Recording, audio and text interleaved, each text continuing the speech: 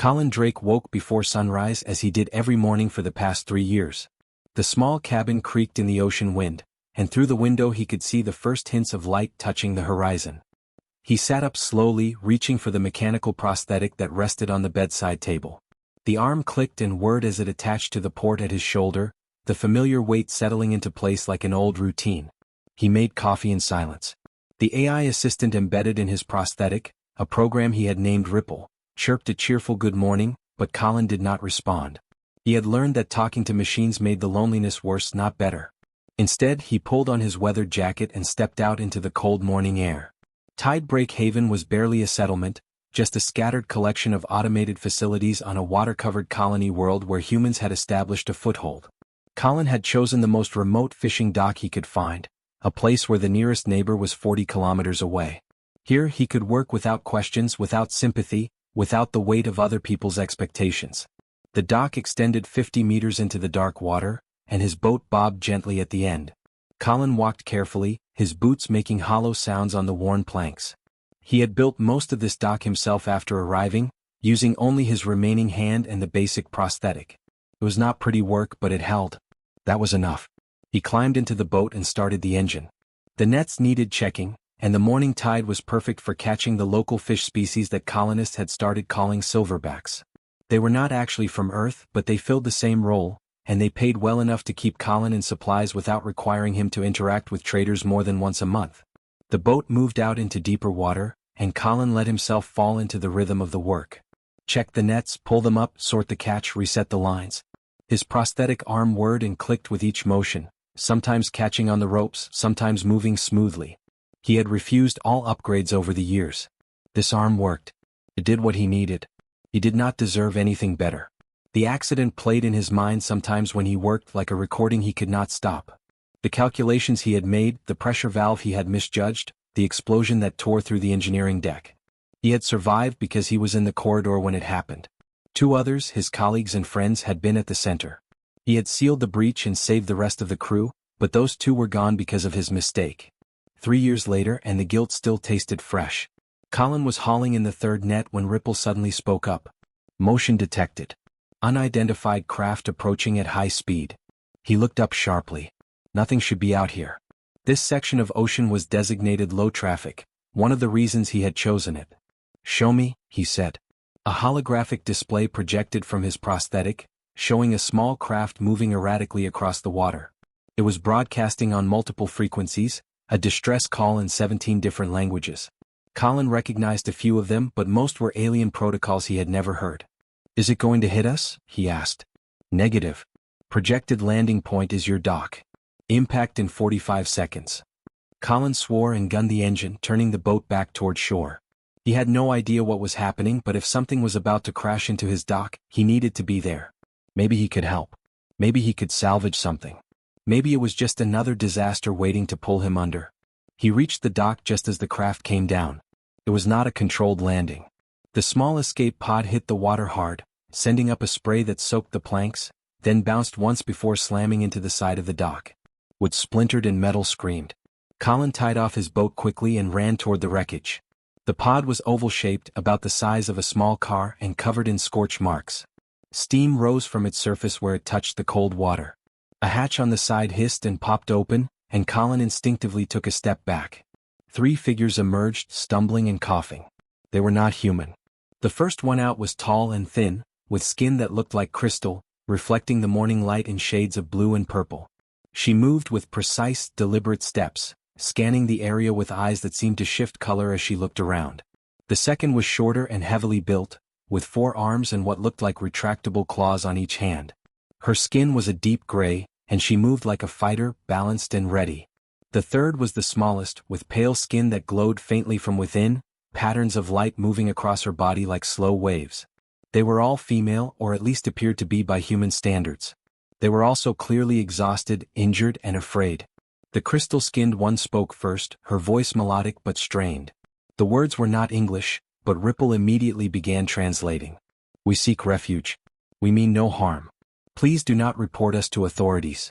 Colin stood frozen, his mind racing. Unauthorized aliens on a human colony world. This was illegal. He should call the colonial registry immediately. That was protocol. That was the law.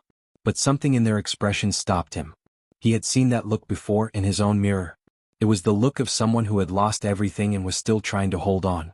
"Who are you?" he asked, and Ripple translated his words.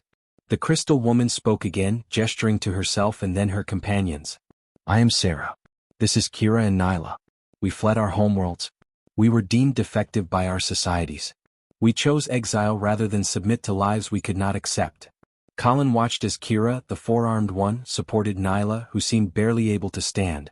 There was blood on Nyla's clothing, though he could not tell if it was hers or someone else's. Sarah's crystalline skin was cracked in places, and she favored her left side. "What happened?" Colin asked. Sarah's colors shifted to darker shades. "We were promised safe passage to a neutral zone. Our ship was sabotaged. This pod was all we could reach. We need shelter while we repair our communication array. We need to contact allies who can help us."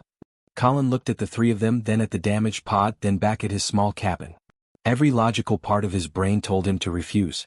He had come here to be alone, to avoid complications, to work through his guilt and isolation. These three represented everything he had tried to escape: responsibility, consequences, the risk of failure. But he could not shake the image of them stumbling from that pod, injured and desperate. He could not forget that he had once been pulled from wreckage himself, given a second chance he did not feel he deserved. "1 week," he heard himself say. "You can stay in my guest house for 1 week. Then you need to move on." Sarah's colors brightened slightly, shifting toward warmer tones. "Thank you. We will not forget this kindness." Colin turned away, not wanting to see their gratitude. Kindness had nothing to do with it. He was just delaying the inevitable, adding another mistake to his collection. But as he led them toward the small guest house behind his cabin, he wondered if maybe that was all anyone could do. Make mistakes, survive them, and try to do slightly better the next time. The sun had fully risen now, casting golden light across the water. Colin's nets were still out there waiting. His quiet life had just ended. And despite everything, some small part of him felt something he had not felt in 3 years. He felt needed. The first full day with his unexpected guests proved more difficult than Colin had anticipated. He woke to the sound of rapid beeping from outside, a sharp electronic rhythm that cut through the morning silence like an alarm. Stumbling out of bed, he found Sarah standing in his equipment shed, surrounded by holographic displays that floated in the air around her. She was examining his tools with the focused intensity of someone conducting a scientific analysis. "What are you doing?" Colin asked, trying to keep the irritation out of his voice. Sarah's crystalline skin shifted to a pale yellow color. Ripple had explained the night before that her species communicated emotion through color as much as words. Yellow apparently meant concentration. "Your equipment is inefficient," she said through Ripple's translation. "The power distribution system wastes 37% of available energy. I can optimize it." Colin felt his jaw tighten. "It works fine." "Fine is not optimal," Sarah replied, already turning back to her displays. "With proper modifications you could reduce fuel consumption and increase output. It is a simple matter of reorganizing the circuits." "I did not ask for modifications," Colin said firmly. "Please do not touch my equipment." Sarah's colors flickered between yellow and a darker blue, which Ripple quietly informed him meant confusion. "But improvement is always beneficial. Why would you refuse?" Colin did not have an answer that he wanted to share with a stranger. Instead, he simply repeated, "Do not touch my things," and left the shed. He found Kira down by the dock, examining the damaged section where their pod had crashed.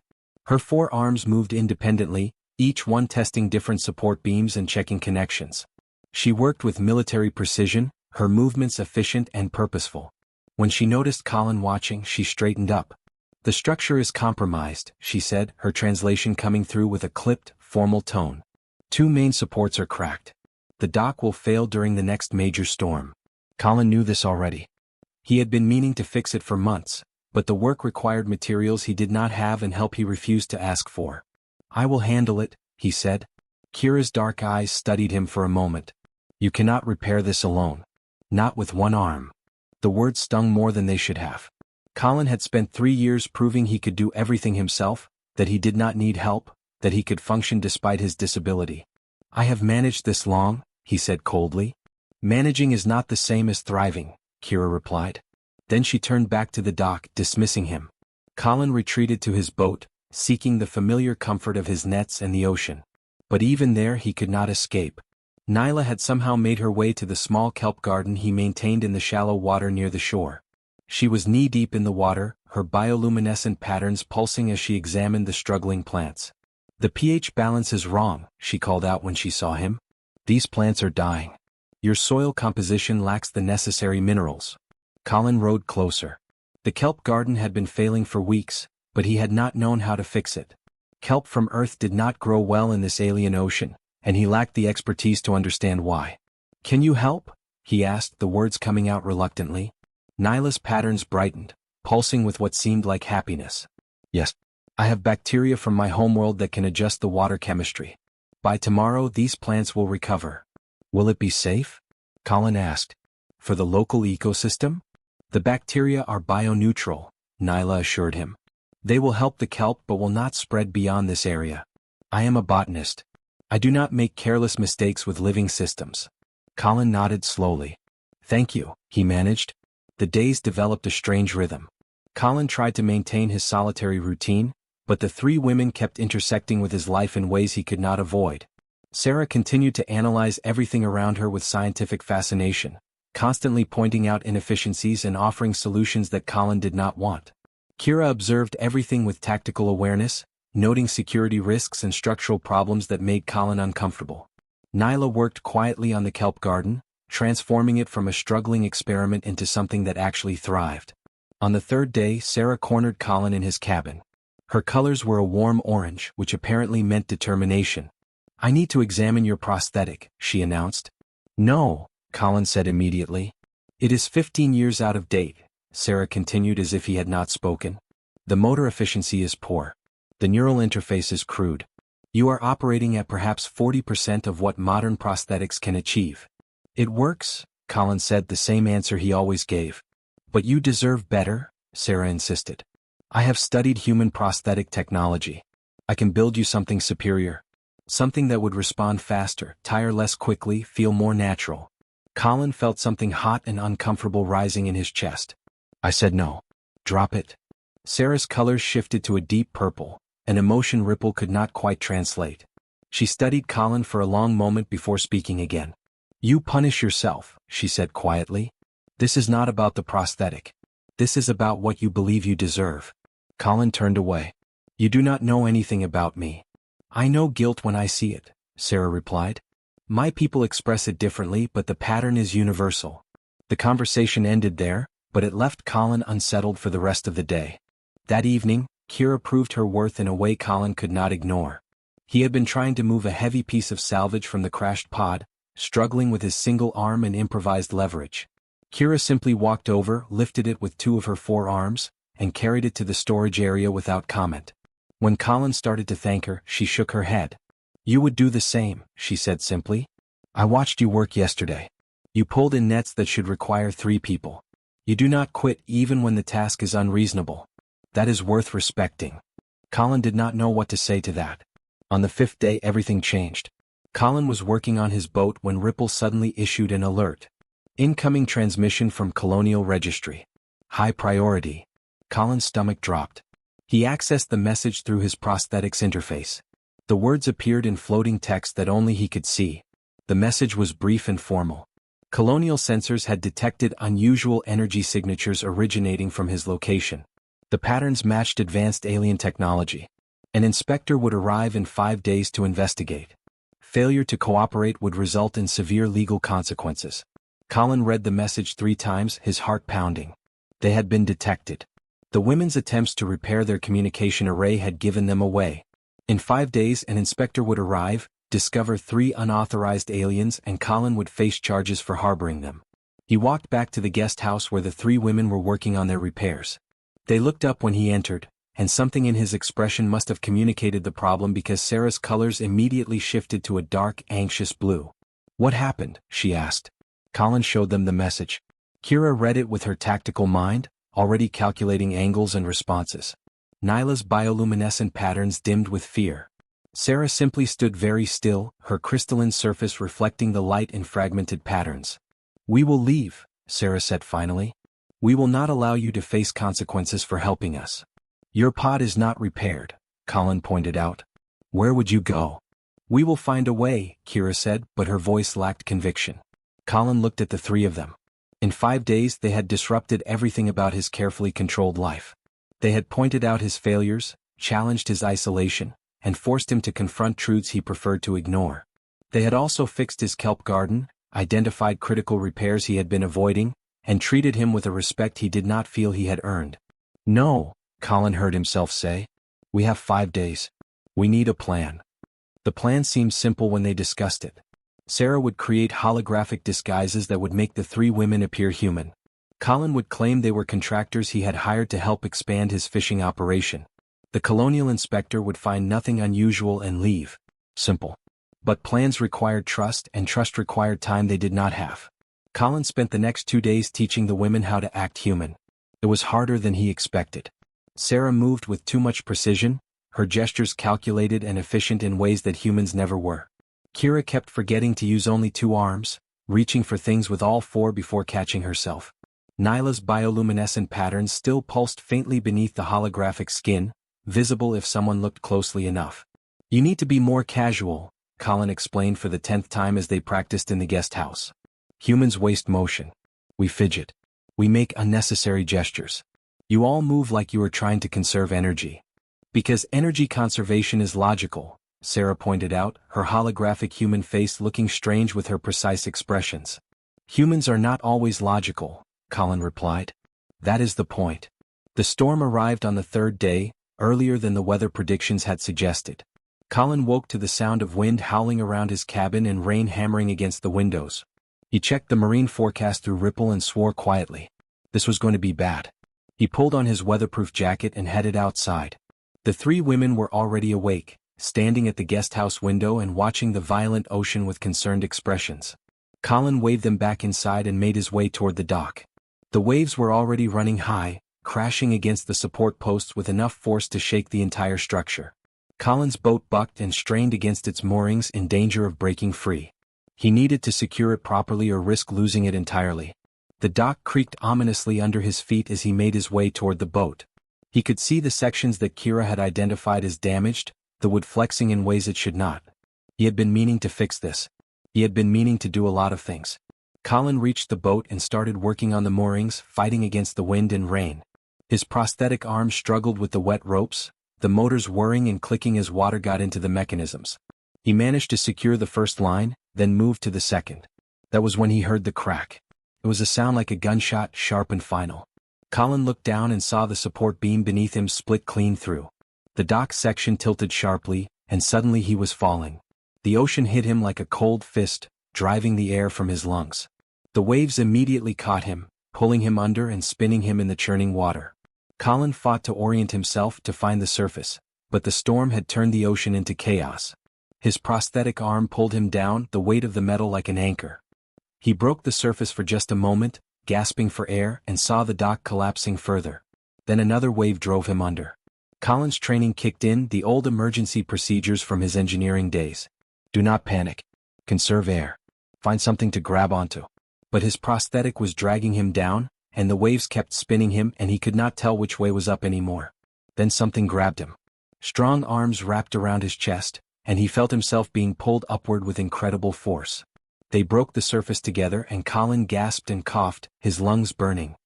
He caught a glimpse of Kira's gray face, her expression focused and determined, before another wave hit them. But Kira did not let go. Her 4 arms worked independently, 2 holding Colin while the other 2 pulled them through the water with powerful strokes. She swam like she had been born in the ocean, moving through the violent waves with a skill that seemed impossible. They reached the rocky shore beyond the dock, and Kira hauled Colin onto the wet stones. He collapsed, coughing up seawater, his whole body shaking from cold and shock. His prosthetic sparked and died, the circuits fried by salt water. "Stay here," Kira commanded, and then she was gone, diving back into the storm. Colin tried to stand but his legs would not support him. He could only watch as Kira returned to the collapsing dock. Sarah and Nyla had appeared from somewhere, working together at the base of the structure. Sarah's hologram had failed, showing her true crystalline form, and she was using some kind of energy tool to fuse the broken support beams. Nyla was doing something with the water itself, her bioluminescence bright even in the storm, creating some kind of foam that filled the gaps in the structure. Kira reached them and added her strength, using all 4 arms to hold sections in place while Sarah worked. The 3 of them moved with perfect coordination, each one compensating for the others, working together like parts of a single organism. Slowly, impossibly, the dock stabilized. The violent shaking stopped. The structure still stood, battered but intact. Colin sat on the rocks and watched 3 alien women save his home. The women he had grudgingly allowed to stay for 1 week. The women he had kept at arm's length, refusing their help, insisting he could manage alone. The storm passed as quickly as it had arrived. By the time the 3 women made their way to shore, the rain had stopped and weak sunlight was breaking through the clouds. They found Colin still sitting on the rocks, staring at his dead prosthetic arm. "You saved my life," he said quietly as they approached. Kira shrugged, water streaming from her body. "You gave us shelter when we had nowhere else to go. This makes us even." "No," Colin said. "It does not." They helped him back to his cabin.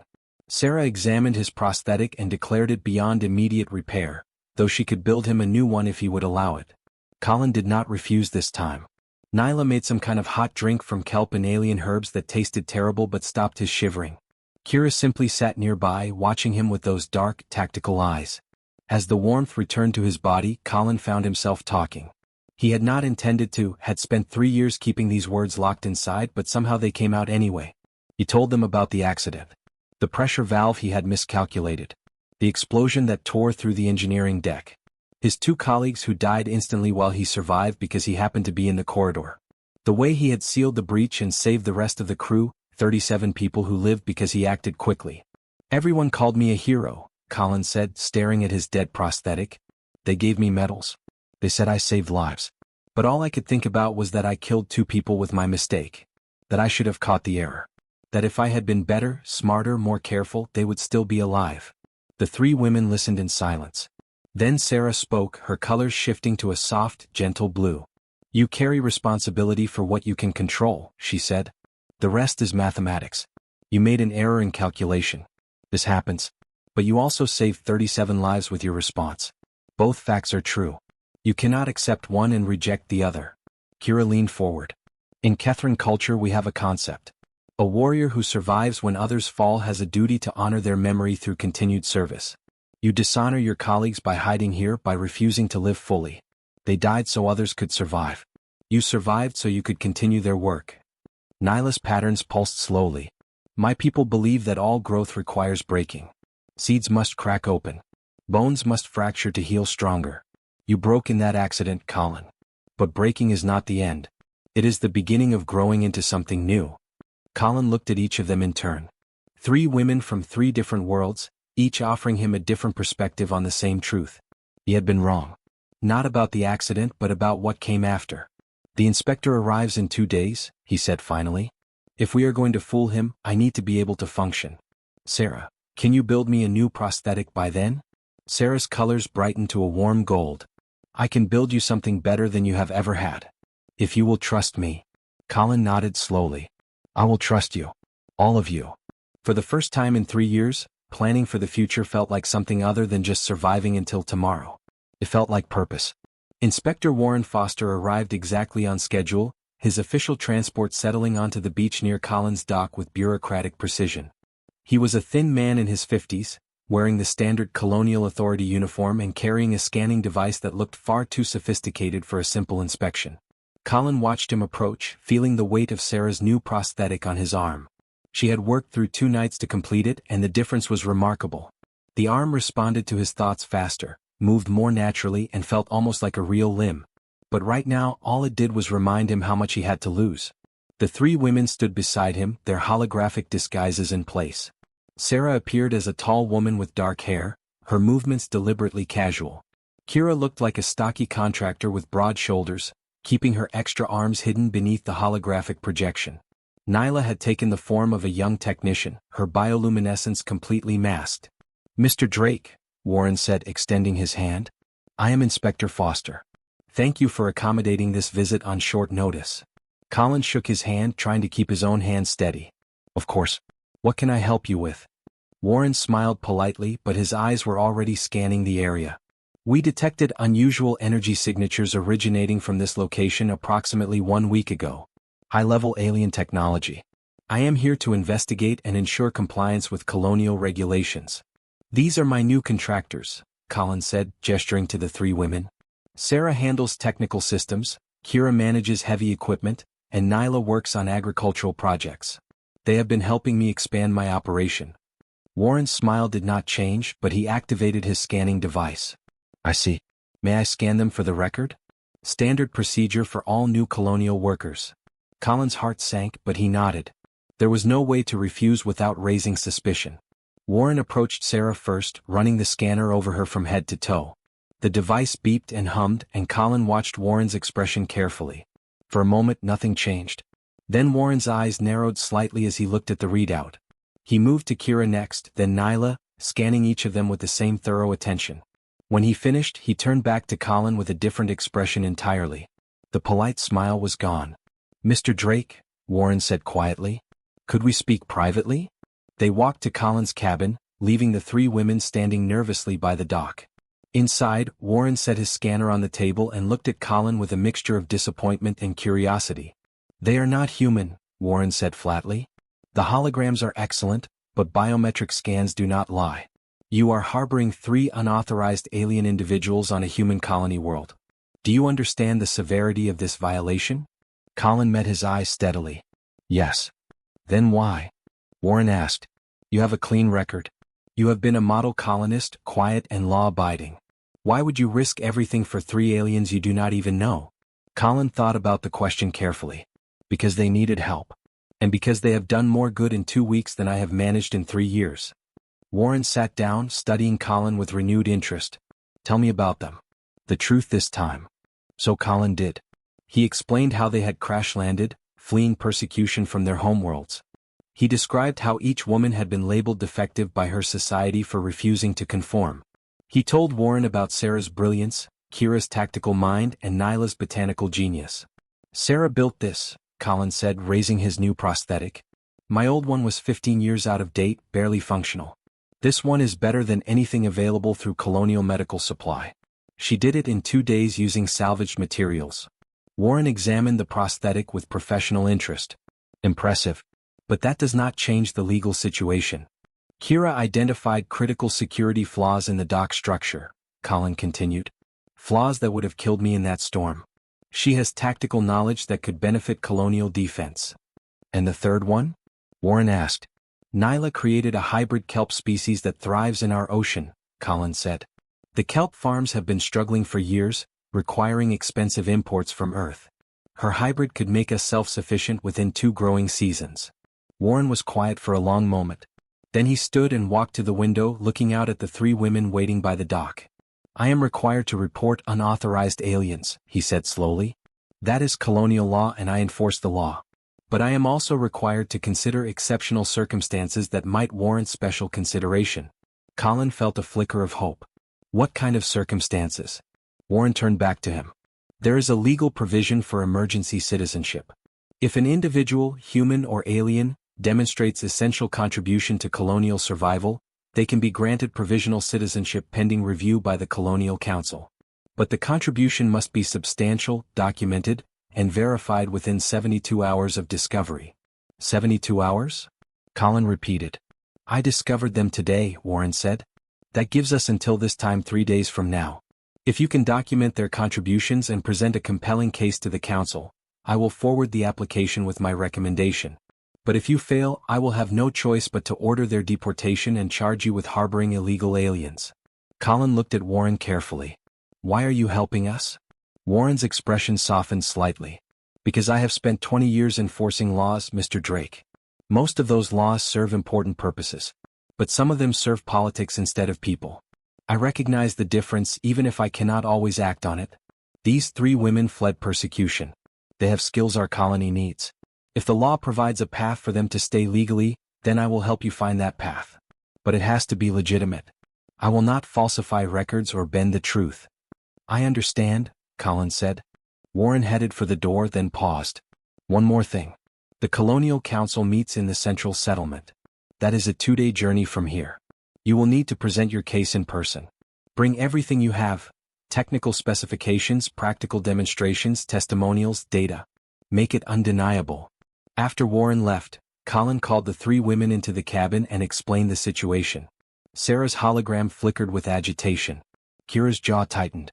Nyla's hidden patterns pulsed anxiously beneath her disguise. 72 hours is not much time, Sarah said. Then we better not waste any of it, Colin replied. They worked through the night. Sarah compiled detailed technical specifications for her prosthetic design, including theoretical applications for other medical devices. She created holographic presentations showing how her innovations could reduce colonial dependence on expensive Earth imports and improve quality of life for injured colonists. Kira mapped out every security flaw she had identified in the settlement's infrastructure, not just Colin's dock but the broader defensive patterns she had observed in colonial records. She prepared tactical analyses that demonstrated gaps in current protocols and proposed solutions that integrated alien defensive strategies with human approaches. Nyla gathered samples from her hybrid kelp, documenting growth rates, nutritional content, and environmental impact. She prepared projections showing how her species could transform colonial agriculture, reducing food costs and improving self-sufficiency within 2 years. Colin worked alongside them, documenting everything from a practical perspective. He described how Sarah's prosthetic actually functioned in daily use, how Kira's repairs had prevented the dock collapse, how Nyla's kelp was already producing better yields than anything he had grown before. On the second day, they loaded everything into Colin's boat and began the journey to the central settlement. The ocean was calm, but Colin felt anything but peaceful. Everything depended on the next 24 hours. As they traveled, Colin found himself thinking about Warren's words. Laws that serve politics instead of people. He had spent 3 years hiding from both, avoiding responsibility, avoiding connection. But now he was traveling to the colonial capital to publicly argue for 3 alien women he had known for less than 2 weeks. Kira noticed his expression. "You are nervous," she observed. "Terrified," Colin admitted. "Why?" she asked. "You believe in our worth. You have seen our contributions." "Believing is not the same as convincing others," Colin said. "What if I fail? What if they deport you anyway?" Sarah's hologram turned to face him, her disguised features somehow still conveying her characteristic directness. "Then we will have tried. That is more than we had before we met you. You gave us hope, Colin. Whatever happens now, that matters." Colin nodded slowly, gripping the boat's steering mechanism with his new prosthetic. The arm responded perfectly, a constant reminder of what these women could accomplish when given the chance. The central settlement appeared on the horizon as the sun began to set. Tomorrow they would face the Colonial Council. Tomorrow Colin would stand up and fight for something beyond his own survival. For the first time in 3 years that felt right. The Colonial Council chamber was larger than Colin had expected. A semicircular room with tiered seating that made him feel small and exposed. 15 council members sat in elevated chairs, looking down at the presentation area where Colin and the 3 women stood. Behind them, a small audience of colonists had gathered to watch the proceedings, curious about the unusual citizenship hearing. Warren sat to one side in an observer's seat, his expression carefully neutral. He had done what he could. The rest was up to them. Council Chairman Pierce, a severe woman in her 60s, called the hearing to order. "We are here to consider an emergency citizenship application for 3 non-human individuals currently residing illegally on colonial territory. Inspector Foster has forwarded this application with his recommendation. Mr. Drake, you are listed as the primary sponsor. Please present your case." Colin stepped forward, his heart pounding. Public speaking had never been his strength, and standing before 15 officials who held the power to destroy everything felt overwhelming. But he thought about Sarah working through the night to build his prosthetic. He thought about Kira diving into a storm to save his life. He thought about Nyla's quiet dedication to making things grow. He cleared his throat and began. 6 months ago, I would have told you that I had nothing to offer this colony. I was a failed engineer living alone on a fishing dock, hiding from my past and waiting for nothing in particular. Then 3 women crashed into my life literally and everything changed. He activated the holographic display that Sarah had prepared. Technical specifications and data began floating in the air, but Colin ignored them for now. These 3 women were rejected by their societies. Sarah was called defective because she questioned scientific dogma. Kira was labeled broken because she refused to execute prisoners. Nyla was considered worthless because she chose research over traditional roles. They fled because staying meant surrendering who they were. Colin paused, looking at each council member in turn. "I understand rejection. I rejected myself. After an accident that killed 2 of my colleagues, I decided I was worthless. I came to the most isolated place I could find and spent 3 years proving to myself that I did not deserve anything better. He reached up and detached Sarah's prosthetic from his shoulder. The connection released with a soft click, and he held the elegant device in his remaining hand. Then he reached into his bag and pulled out his old prosthetic, the battered, outdated model he had used for years. "This is what I had," he said, setting the old prosthetic on the presentation table. 15-year-old technology, barely functional, good enough to let me work but nothing more. I refused all upgrades because I believed this was what I deserved. He placed Sarah's new prosthetic beside it. The contrast was striking. The old model looked crude and bulky next to the sleek, sophisticated design that Sarah had created. "This is what Sarah built for me in 2 days, using salvaged materials and her own brilliance. It responds faster than anything available through Colonial Medical Supply. It has better power efficiency, superior neural interface, and costs a fraction of standard models to produce. She did not build it because I asked. She built it because she saw worth in me when I could not see it in myself." Colin saw several council members leaning forward, their interest clearly caught. "But this is not just about prosthetics," he continued. "Sarah's innovations could transform colonial medicine. We are dependent on expensive imports from Earth for most medical devices. Sarah can design and build superior equipment here, using local materials. I have her full technical specifications ready for review." He gestured to Kira, who stepped forward with her holographic disguise still in place. Kira identified 17 critical security flaws in our colonial infrastructure. Not theoretical problems. Real vulnerabilities that could cost lives. She has tactical knowledge from military training on a world that has been fighting border conflicts for 3 generations. She understands defensive strategies that we have never considered. Colin pulled up Kira's security analysis, showing the detailed maps and recommendations. She is currently offering to train our security forces, sharing knowledge that would take us decades to develop on our own. But more than that, she saved my life during a storm, diving into conditions that would have killed most species. She did not hesitate. She did not calculate the risk. She just acted. He turned to Nyla, who looked small and nervous under the council's scrutiny. "Nyla has created a hybrid kelp species that thrives in our ocean. Our kelp farms have struggled since the colony was established. We import 60% of our food from Earth at enormous cost. Nyla's hybrid could make us self-sufficient within 2 years." The holographic display showed growth charts, nutritional analysis, and economic projections. The numbers were impressive enough that even skeptical council members could not ignore them.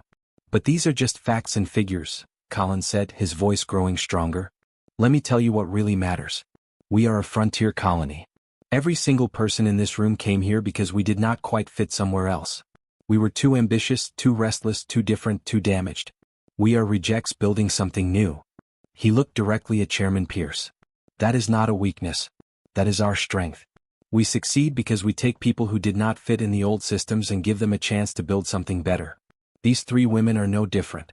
They did not fit in their old worlds because those worlds valued conformity over contribution. They punished independence. They crushed innovation. They rejected anyone who questioned the established order." Colin's voice grew passionate. "Sarah questioned her society's scientific orthodoxy, so they called her defective. But her questioning led to innovations that we desperately need. Kira refused to murder prisoners, so they called her broken. But her moral courage makes her exactly the kind of person we want training our defenders. Nyla chose knowledge over tradition, so they called her worthless. But her knowledge could feed our children." He paused, letting the words settle. "Rejection does not define worth. Contribution does. In 2 weeks, these 3 women contributed more to this colony than I did in 3 years. They fixed what was broken.